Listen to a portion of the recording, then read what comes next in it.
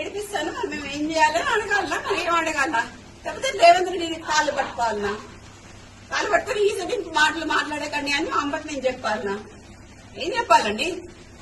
చాలా బాధాకరంగా ఉందండి నేను మాట్లాడడానికి, ఇట్లాంటి మాటలు మాట్లాడడం నేను నిజంగా చాలా బాధాకరంగా ఉంది. ఎందుకంటే మా అమ్మ ఫైర్ బ్రాండ్ అండి.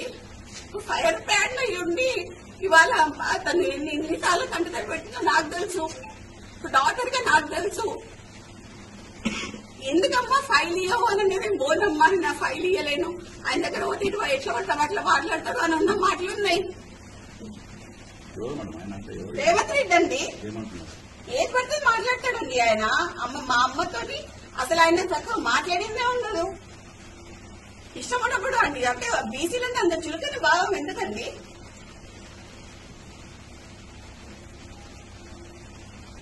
ఒక మీటింగ్ జరిగిందండి ఢిల్లీలో. ఇది ఇప్పటివరకు బయటికి రాలేదు, నేను ఇవాళ చెప్పదలుచుకున్నా. ఢిల్లీలో అందరూ ఖర్గే గారు ఉన్నారు, అందరూ మీటింగ్ జరుగుతున్నప్పుడు అందరు మంత్రులు ఉన్నారు, సీఎం ఉన్నారు, ఖర్గే ఉన్నారు, అందరు ఉన్నప్పుడు మా అమ్మ ఏం మాట్లాడింది అని అంటే, కొంచెం అడ్మినిస్ట్రేషన్ ప్రాబ్లం అవుతుంది, పిఏ మీకు అందజేస్తున్నారో లేదా మాకు తెలియట్లేదు అన్న విషయం మాట్లాడగానే వెంటనే రేవంత్ రెడ్డి పక్కన ఉన్న ఖర్గేకి హిందీలో ఇందుకే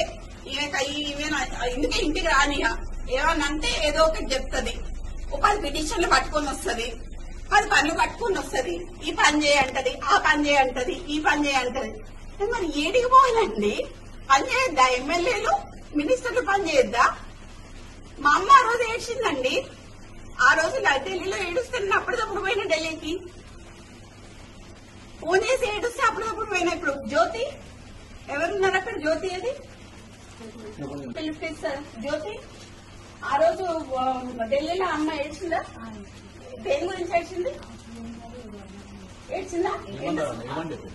ఏమని చెప్పింది చెప్పాలి.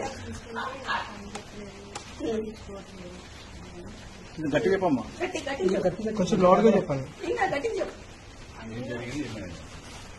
మేడం గారు పేపర్స్ అవి తీసుకెళ్తారు కదా, పిటిషన్స్ తీసుకెళ్తారు కదా, పట్టించుకోరు. నేను అందుకనే పట్టించుకోను అని గట్టిగా హార్ష్ గా మాట్లాడిందేమో. తర్వాత ఏడొచ్చి డాలీ శర్మ గారు కూడా వచ్చారు కదా, డాలీ శర్మ గారు కూడా వచ్చి మా అమ్మని అది చేసి వెళ్ళారండి. డాలీ శర్మ వచ్చి కాసేపు కూర్చొని తన్ని అది చేసి వెళ్ళారు. బీసీలను నొక్కుతున్నారండి, బీసీ లీడర్లని మా నాన్నని మా అమ్మని చెప్పడానికి ట్రై చేస్తున్నారు.